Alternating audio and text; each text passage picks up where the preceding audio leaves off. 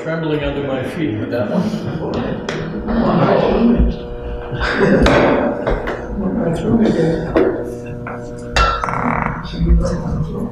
Amakualo mahalo. E ho mai ka I ke halal. Halal. Ke halal. Hello. I mean, blessed be this teaching place and all these people gathered here. My name is Serge Kahili King. I would like to begin with a blessing or a brief kind of meditation, and I need a volunteer for that from our staff. Well, I had an idea of something I wanted to do. I don't know if you could call it a meditation. But in a way it is, because it's bringing the theme that you're talking about today, freedom, into personal experience. There is a really appropriate... Cool. Well, I need a chair. All right. So, I need a chair. Because there is a Hawaiian ancient dance that talks about overthrowing oppression. Oh. But it has some very important wisdom in this dance. And that wisdom is that when you're throwing out the things that are bothering you, don't forget to hold on to the good stuff. Don't let your whole attention go on to the things that are upsetting you. Keep your attention on what you want as you're letting go of the things that bother you. So this is the 4th of July, and it's a time to remember how our country came to be, and also how we can make our present moment awareness of both the good and the things we want to let go of. Don't let one, especially the negative, overtake us and make us forget about the positive. Okay. So, what I'd like you to do, if you have a chair near you, is to just help me keep the beat for this ancient dance. Very slow, just down the drum.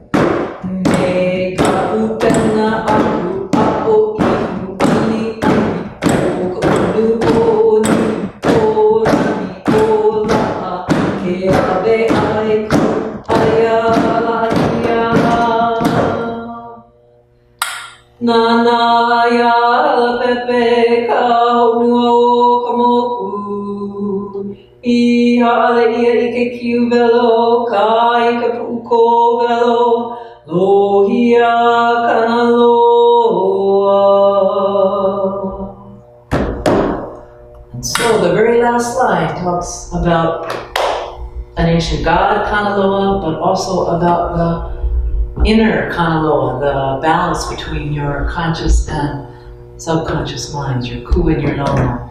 And it says, shining in the Kanaloa, in the oneness of those two, in the divineness that happens when you remember to be a good guide to your subconscious, tell it what you want, and then let everything else fade away that you don't want. Mahalo. Mahalo.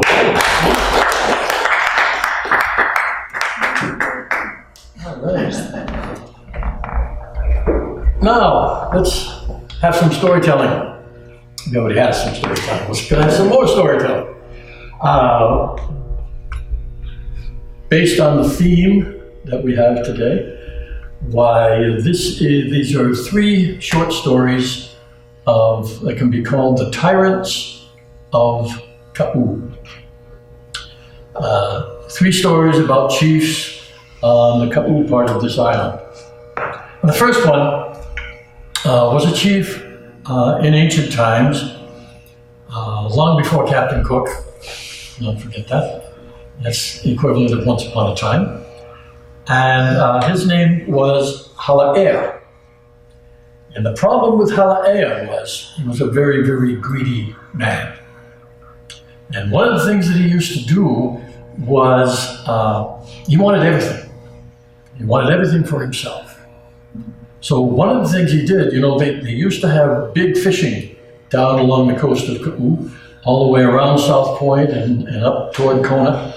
And so the fishermen, every time they brought in the catch, the chief would be there on the shore where they were landing with the fish, and he'd say, "Mine, mine, the fish are mine. Bring me the fish." And he had his retainers there, and of course they took all the fish that the fishermen caught. Nothing without any fish. And so even though the fishermen worked very hard, what they had, they had to go and eat herbs, because they weren't even allowed to eat the fish that they caught.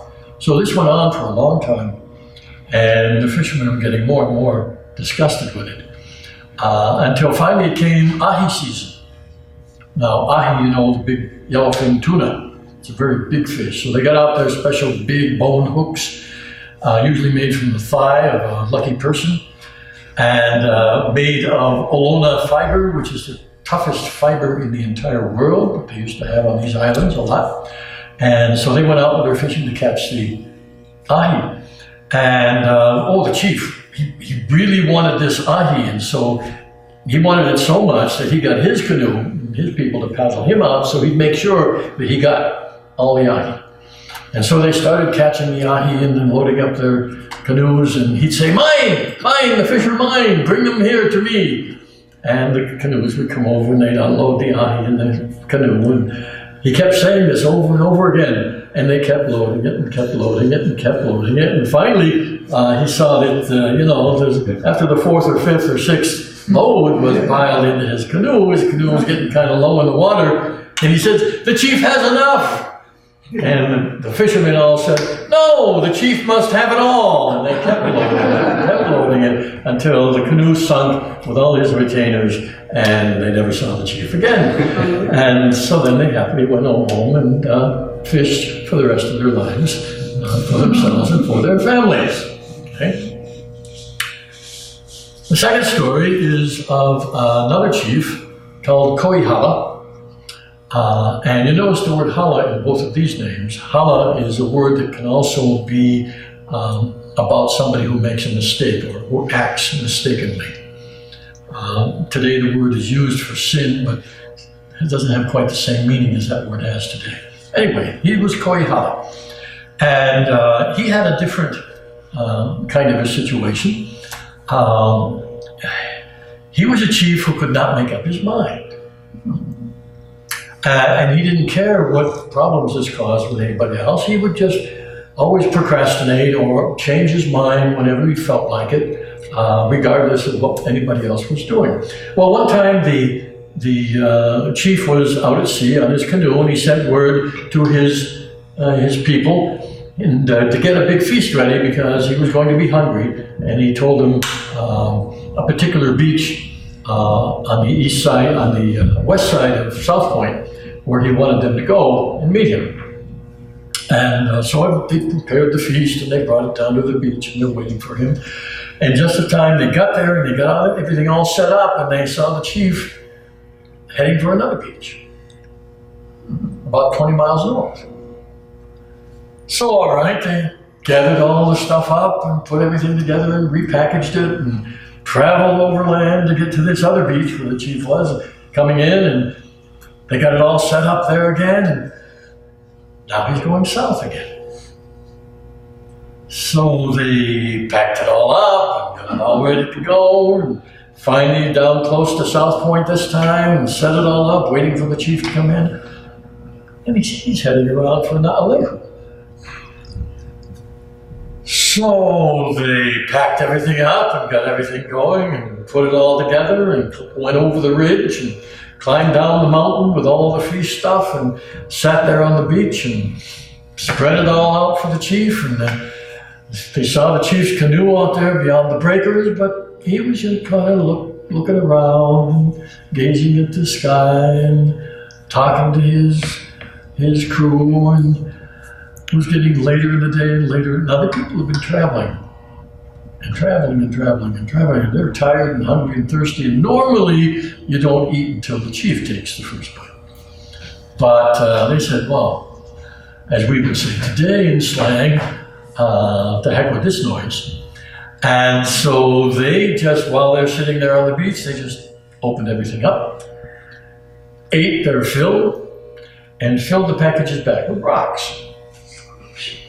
And so finally it's getting towards sunset, and Chief's coming in, and he says, "Here I come." He says, "Prepare the meal." And all the people, as he landed, all of the servants shouted, "Yes, let's eat!" And they stoned him to death.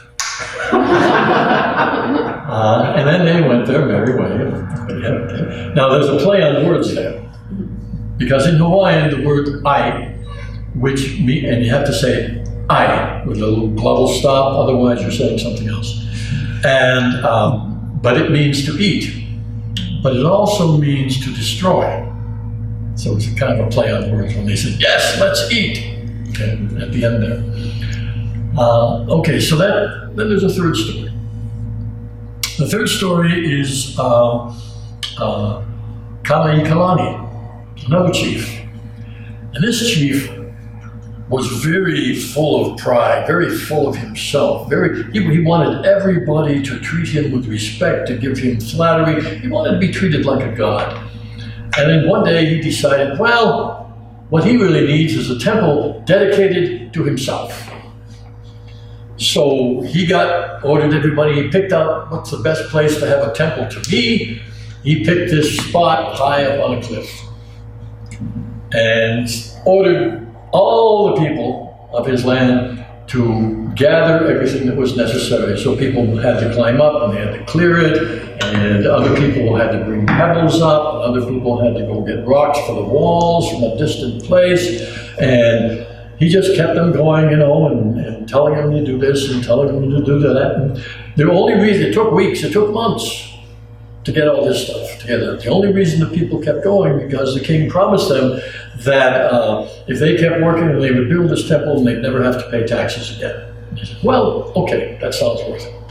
So they worked and they worked and they worked, and finally got to gathered all the materials together. Now the walls weren't built yet, because in those days you had to have a special type of kahuna who would come and supervise. So they had, it was called kahuna kuhi one. And these were the masters of geomancy, the architects, the people who would lay out temples and sometimes villages. So this was a very famous one. The chief had to have the best. And so he brought him here and they were going to get him also to supervise. And he came, but this was a very good kahuna. The chief said that he wanted the best. Well, he got the best because this kahuna also had the ability to look into people's hearts. And he looked into the heart of the chief, and what he saw made him go and gather the people when the chief wasn't around. And he said, I have to tell you, what the chief has in mind is to make all of you the sacrifices for his temple. He says, you do what you have to do, but I thought you should know. So the day came, and the kahuna's up top, the people helped him get up there, and the people got all the way to the top, and they threw down the rope ladder for the chief, and the chief is coming up all full of pride. Here's his temple. Of course, everybody knows what he has in mind, and halfway up the cliff, they let go of the ropes. Fell down, crashed down to his death, and the people went on their merry, happy way. The moral of these stories is, don't mess with the people of Ka'u. They are law-abiding people, and they're very loyal people until you begin to try and exploit them. Then they become very, very independent. So, Pipi Ho Ka'au, which, not the literal translation, but the actual translation is, so goes the story. And that's a very traditional way to end a tale. Now, let's go into the topic, which is personal freedom. Of course, these people were very interested in their personal freedom. But we have to understand, I think, what this really means, because obviously they were following the orders of a chief. Now, how does that correspond to personal freedom? Some people think that personal freedom means that you can do anything you want. There's a term for that, and politics is called anarchy. And there are actually some people who think that's the way everything should be. Everybody should do everything they want. The problem is, nothing ever gets done. And you can't have a society, and you can't have people sharing and working together and accomplishing things together under a system where everybody can do what they want. Because when you could call that ultimate personal freedom, but the problem is it interferes with everybody else's freedom. And it just never works out. It is possible to have this total freedom to do whatever you want, but in order to do that, you can't do that while you're focused in this physical body under the physical restraints of the world we're living in. And I don't mean social and cultural restraints, I just mean the natural physical restraints of this world. You're going to have to be everything in order to do anything. And since we're here now, right now, we have to look at this in a much more practical way. And when we start looking at it in a practical way, I'll give you my opinion about it. My opinion is personal freedom in its most practical sense means freedom of choice. If you stop to think about this, the more choices you have in your life, the more free you are. When you start looking at tyrants and dictators and oppressive governments, wherever you find them around the world, the thing that they have in common is they restrict people's choices. That's what they do. Now, there are a lot of people who can tolerate that for a very long time because they want someone else to make the decisions for them. They don't want to have to make a lot of choices. They'd much rather leave that up to someone else. And so their sense of personal freedom is to be free of making choices. There are a lot of other people, however, and to do that, however, they have to put up with a lot of restrictions. And there are other kinds of people who don't want all that kind of restriction, even though you have to have some in order to make things work. But when you have a system where you have the more personal choices you have, the more freedom you have. And we can see big differences in the way people live, in the way societies work, and the way governments operate around the world. A lot of people don't like any restrictions because they just want to go their own way, but like I said before, that begins interfering seriously with other people around them. But still, the more choices you have, the more free you are. Now, we do have to make some choices sometimes about what restrictions not only we're going to put up with, but restrictions for ourselves. We have to create these kind of rules, not just for the society, but for our own selves in order to accomplish something, in order to do something. It's possible to have very, very few rules for yourself, which allow you to wander and go where the wind takes you and stuff like that. But this only works when you're doing that in a society that allows for an awful lot of freedom of choice. There are a lot of places in the world where I wouldn't recommend doing it in Afghanistan right now, for instance, or Pakistan, or even Iraq. It's not going to work very well.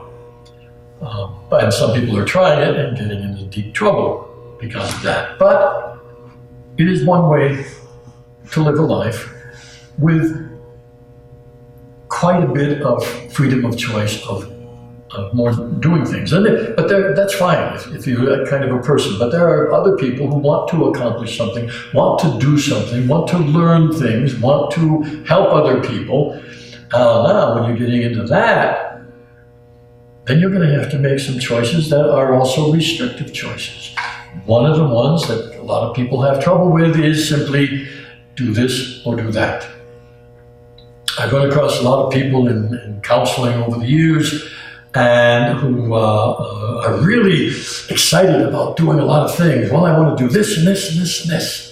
And I remember one person I was talking to them, well, I want to be a movie actor, I want to be a great adventurer, I want to be a mathematician, and I want to write books. Okay, which one have you started on? Well, I want to do it, and I'm making plans to do it, and these are the things I want. Well, okay, when are you going to start? Well, as soon as I have the opportunity, and when you get a bunch of things that somebody wants to do and they are mutually exclusive or they haven't figured out a way to integrate them, what happens is they end up doing nothing at all. And they sometimes, people do this so that they don't risk what they think of as failure. So that is something, sometimes people will do these things where they don't make a choice because they don't want to be rejected or they don't want to like I said, have a situation where they think of themselves as failure. But then there are other people who simply do it because they're afraid of making the choice, because if I make this choice, then I don't have that. If I become a teacher, how can I become a pianist? If I become a pianist, how can I sail around the world? And interesting thing with freedom of choice is sometimes if you really want to live an effective life, it requires doing one thing and not doing another thing. Now, it's surprisingly possible to integrate a lot of things that you might think at first don't fit together. And some creative thought will sometimes allow you to do that. For instance, in my own work, there was a time when I made a choice to be a teacher because, and for me that included writing, because I didn't think I would be able to do that and be an artist, which was a musician, which was a sculptor, which was a painter, which was an actor. And so I made this big choice, not that, but this. And then over the years, as I seemed to get a little smarter and smarter, I found ways of integrating all the art stuff into my teaching so that I could do all of it. I didn't I didn't specialize in the art stuff, but the art stuff became part of my teaching. So I was able to make other choices that incorporated these other talents and interests into the main thing that I decided to do. I found that choosing a main thing is really effective and really efficient. I'm not saying everybody has to do this, but I found that if you have a kind of an umbrella purpose that you've chosen, it really helps to keep your life in line. Some people would call it staying on your path, whatever your path is that you choose. See, here's the thing with personal freedom too. It involves responsibility. And the main responsibility it involves is the responsibility for making choices. There are people who are looking for their purpose. What that usually turns out to mean is they're looking for someone else to tell them what to do. Whether it's a spirit or whether it's some big authority in the world or an author or whatever it might be. They're waiting for somebody or something to tell them, this is your purpose. Sometimes they're waiting for a big voice from the sky.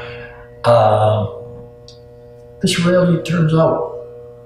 Now it's possible some people do hear a big voice from the sky. I'd say get your ears checked. But anyway, some people like that and they follow it. And it turns out good, because the reason it turns out good for them, first of all, if it was a good thing, second of all, it gives them a focus. It's just that the big voice in the sky doesn't speak to everybody. And rather than wait around for something like this to happen, real personal freedom, more personal freedom comes from choosing. Now remember I said a lot of people are afraid to make the choice. What if I choose wrong? Becomes the cry that I hear a lot. Then choose again. Okay?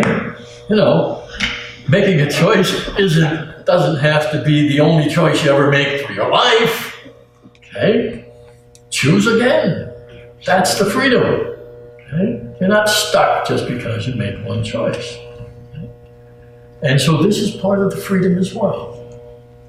Now, some people are waiting for the right time or the right circumstances or the right situations or something. The right time is now.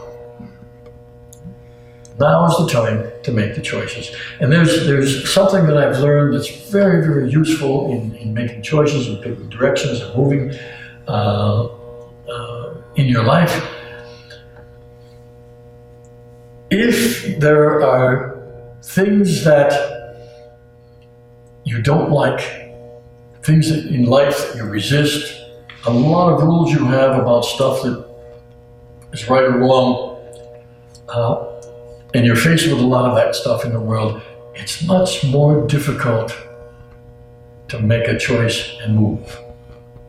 Because most of the energy of people who do this, most of that energy is going against the things they don't like and not toward the things they want. So we have a kind of a phrase that we use in this philosophy I'm teaching. We say, make peace with the present and then change it. A lot of people think of, first of all, the first part of that sentence, well, that means to accept what is and never do anything about it. No, it doesn't say that at all. It says once you stop fighting it, it's easier to change it. Once it doesn't bring up all of the angers and fears, you get that all settled out, and I say, oh, I don't like that anymore. I think I'll do something different. And it's so much easier when you do it that way. The power of choice, we talked about this a little bit already, but the power of choice comes from inside. And that includes the power to choose how to react to situations where it doesn't seem like you have much choice. We are in situations like that in this life. There are things that are happening, there are laws that we have to follow sometimes, there are places where we'd like to live but are finding it difficult because of laws and rules, and there's a lot of things that we want to do. In this world, there's all kinds of potential restrictions. If we keep focusing on the restrictions, then it becomes more and more difficult to move ahead. If you begin focusing on what you want, if you begin making choices toward what you want, if you begin making peace with the present, then the power to choose comes out far more easily. I have to tell you a little story on this regard. The story concerns one of my sons. Because I taught my children this kind of stuff, and boy, did they go with it, okay? Surprising me often. But in this one particular instance, one of my sons really did not like the school, or school, period. He wanted to be out and doing his own thing and making more of his own free choices. But the rules where we were living said he had to complete schooling. Okay? So I told him one time, I can't remember what the situation was, what we were talking about, it wasn't school, but I was telling him, when you want to change the rules, find out what the rules are first. Then it's easier to find a way to change them.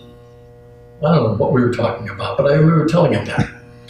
He says, all right. So he went and studied the rules of the Board of Education where we were living about going to school. And he found that there was a special school that you could go to that was designed for very slow students. And what it was you could go to work, you could do these things, but you had to put a certain amount of lessons, and you had to be at the school for a certain amount of time per day. And you had to do these lessons, but you could take as long as you want to do the lessons. And so it was a high school, and so some of the kids who were going to that high school might take years to finish what would normally be 1 year. That was okay, as long as you did the assignments. Well, he read the rules in detail. And what he discovered was two very interesting things. One, you can turn in your assignments whenever you want to. That also meant sooner than later. And the second thing he discovered was, yes, you had to be at the school for a certain amount of time each day, but if you timed it right, because the rules were very clearly written, if you had timed it right, you'd only have to spend 15 minutes. If you got there just the right time. So he came to me and he asked me if he could go to this school without telling me anything else. He wanted to transfer to this school. And I said, well, you know, some schools are better than no school. So sure, kid. I signed the paper and he went. And in about 1 or 2 months, he did all the assignments, piled them on the teacher's desk, pointed out in the rules where that was legal, did his 15 minutes a day, and in 2 months he had his high school diploma. And he was out. Very creative. But the only way he could do that was to know what the rules were. And find the areas of choice within the rules. And there's a word for this when we talk about some of the laws, they call them loopholes. Okay? And really it's just the way the laws are written. Sometimes they allow you to do unexpected things. So he went and studied it, and he worked it out that way. The most important thing when we come about personal freedom is making the most effective choices, the choices that work best for you. Okay? And how do you do that? The only way to do that is by testing them. You make the choice, see what happens, make your adjustments, and make more choices. What we get to here is something also very interesting and important. It's the idea, because making choices like this, talking about your life, figuring out what you're going to do, you make a plan. And a lot of people get hung up on the plan and make the plan something sacred. And I want to tell you, the plan is not sacred whatsoever. It's just a bunch of ideas. And if your plan, also, here's the most important thing too, people don't fail. Only plans fail. People might give up, but people never fail. Plans are what fail. And if your plan doesn't work, make a new plan. It's as simple as that. There's nothing sacred about a plan. And you can get the feedback from the plan, how well it's working. Okay? And where and when it isn't working, change the plan. That's like making different choices. Yes? Why do you say that people don't fail? Because they don't. People give up. Failure is something that happens to plans. If you're going to do... Oh, sorry. Then how come some people say, well, I'm a failure? Oh, yes, I know. People make that decision about themselves. But I'm saying it's not valid. Okay? People then begin even to think of themselves as failures. And that's silly. They just didn't make a new plan. Okay? It's the plan that failed. And people identify, when you identify with the plan, this is my plan, this is my baby, this has got to work, or I'm a failure. That's doing it. Well, we have another term, but I'm not going to use it. That's doing it backwards. Okay? People, like I said, the plan is the thing that fails. Now you can make a radically different plan that takes you in a totally different direction, and that's possible too. That doesn't make you a failure because that plan didn't work. Don't identify with the plan is what I'm suggesting. The plan is just a guideline. And feel free to make another one. And you don't ever have to call yourself a failure or think that you have failed at anything because it's only the plan that fails. So, overall, on this whole topic, do we have any questions?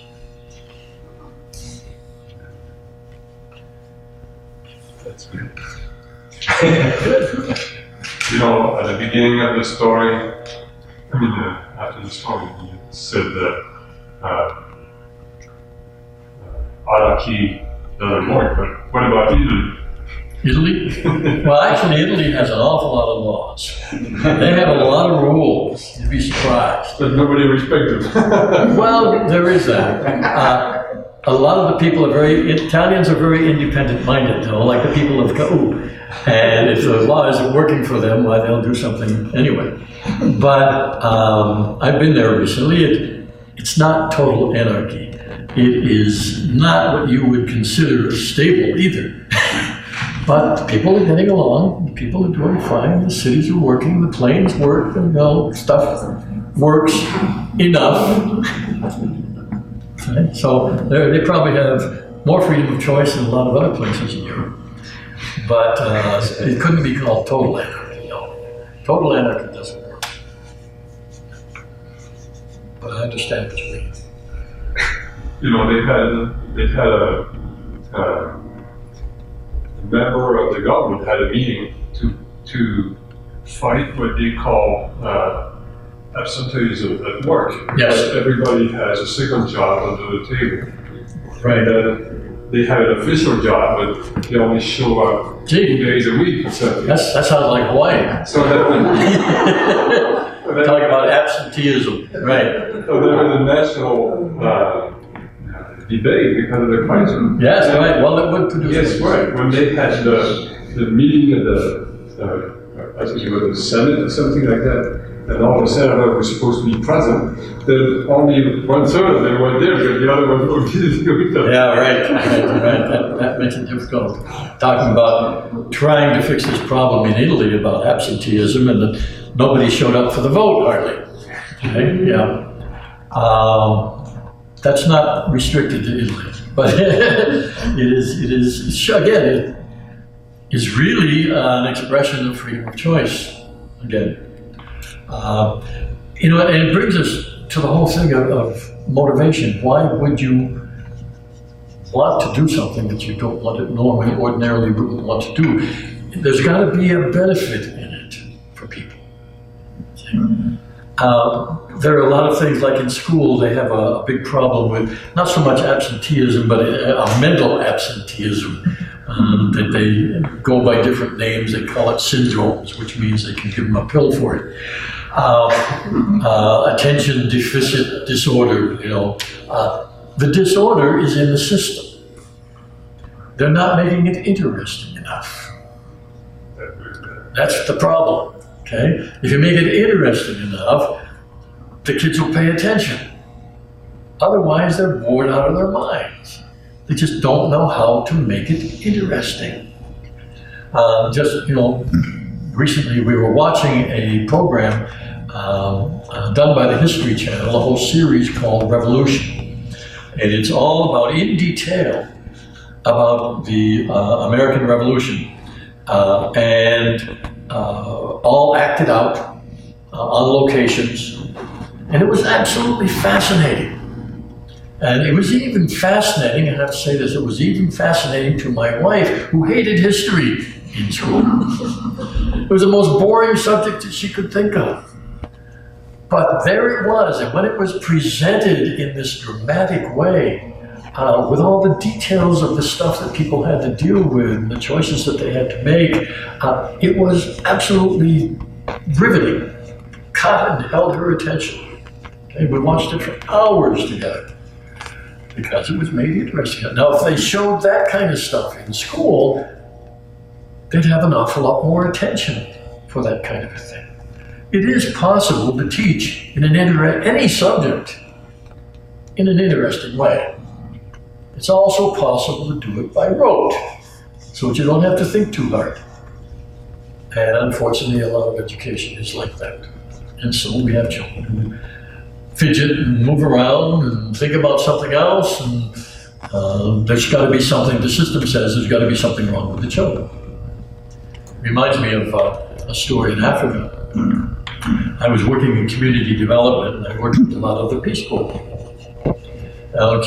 Community development in Africa meant that there were teams of people who helped the local villagers do things, build wells, or schools, or dispensaries, or gardens, or different kinds of things.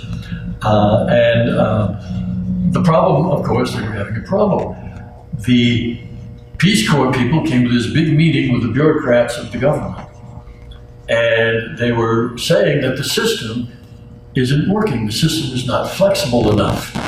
It doesn't allow the people to get the things done that they need to get done. So they're opting out of the system. And the bureaucrat, I remember him getting up, he was supposed to be a community development specialist. He said, first of all, there's nothing wrong with the system. The people have to change. And that was the thing that they took. That was the way they did it. And of course, the whole thing broke down. It didn't work because the people just walked out from under it, and the whole thing collapsed. People are willing, just like, let's look at the 3 stories that we had. If these 3 chiefs had cared about the people and taken into account their interests and shared the fish, or if they had you want the people to give you a meal at a certain place, take the responsibility and make the commitment to be there. If the one chief who wanted the temple, fine, but do that in some fashion that benefited the community as well. The people would have stayed, and they would have worked, and they would have helped, and they would have cooperated. In fact, for most of the chiefs, that's the way it did work. There was this give and take. That's why the bad ones stand out so much. Okay? They just tell stories about them. They don't tell stories about all the chiefs that worked. Okay? And most of them did, because they were chiefs all over the place. They did recognize this mutual responsibility. Okay? So, people will do a lot and put up with a lot if they're given recognition, if they're acknowledged, if their life has some interest in it. So let's say you have a certain field of expertise, you want to do a certain thing in that field, to keep you living, whatever. But the rules are so precisely designed that they limit your freedom of choice drastically. So, because there is a question of control behind that. of course. How do you overcome that? All right. You got to know the rules in order to use the rules. And even if you know the rules well, and there's no place within the rules for you to have enough freedom to do what you want, then you're going to have to do something else or do the same thing in a different way. Let's take and of course nowadays, in different places, there's so much more choice than there ever used to be. Computers have been a big factor in that, of course, but one of the phenomena of the modern world, when I say phenomena, it's really amazing, is what's called desktop or self-publishing. And some people, when they say self-publishing, that means they go to a private publishing agency and get them to do their book. That's not what I'm talking about. I'm talking about doing your own publishing. In the normal publishing industry in the United States, it takes, if you can get a book published in 18 months, you're doing really, really well. And sometimes that's just not fast enough for what you want to do, for what you want to say, for what you want to put out. So the opportunities exist today for you to, for any individual who really wants to learn the rules about it, publish your own books. There's all kinds of formats today in which you can publish and distribute your own books without going to a publishing company. Now that's fantastic. If there are some ways like that in the thing that you want to do, maybe you can go around them, sideways, under, over. But if there's no way, then it's time perhaps to consider doing something else. But take a good look and see whether there are ways to do something, maybe not exactly what you want, but in the same area. You have to study it. Supposing the studying had been done and I came to the same conclusion, Yeah. I also thought about another methodology that has to do with how things are called, because in order to have control over what is done, there is a definition of what things are and what they are called. That's right. Well, if you do the same thing and you call it something else, still you cannot do it.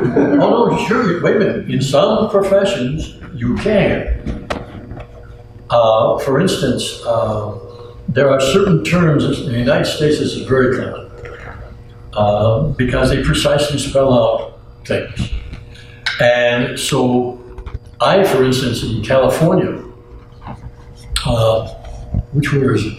Is it Hawaii or California? Now I forget. Anyway, one of the states, I could not call myself a psychologist because a psychologist in that particular state meant a clinical psychologist, and I was not a clinical psychologist. So, in that place, I did not call myself a psychologist. I called myself a person with a degree in psychology. That's okay, they can't refute that. Okay. In another place, I could not use the term psychotherapist because that was a rigidly defined thing that you had to take certain tests for, and only a psychotherapist could do such a thing. So I didn't call myself a psychotherapist. I called myself a personal consultant. There were no rules for personal consultant. So I could go ahead and do exactly the same thing that I was doing without breaking any laws or having anybody able to complain by using a different word. So there are a lot of these kinds of things where changing the wording gives you more freedom. That's why you got to know the rules.